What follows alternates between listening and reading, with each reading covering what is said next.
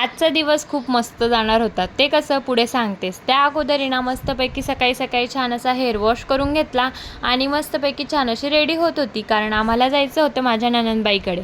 कारण ना माझी भाचीबाई आलेली होती. आत्ता हल्लीच त्यांचं लग्न झालं, माहेरपणाला आलेल्या होत्यात. मग काय भेटायला तर जावंच लागेल नाही का.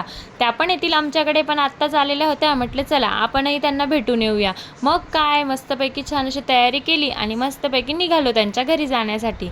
त्यानंतर तिकडे गेलो आणि मग काय आमची मस्ती ऑन होऊन जाते.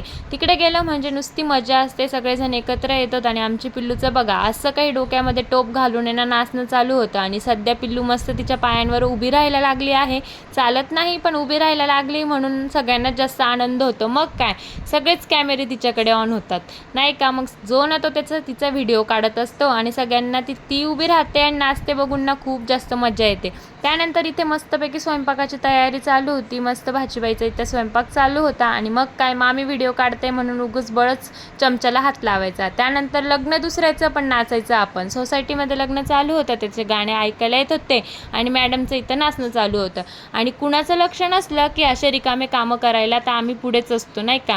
कुणाचं लक्ष नाही म्हणून देवघरात जायचं आणि सगळ्या देवांना खाली उतरवायचं, हे काम तर आरूपेक्षा कोणाला जमणारच नाही.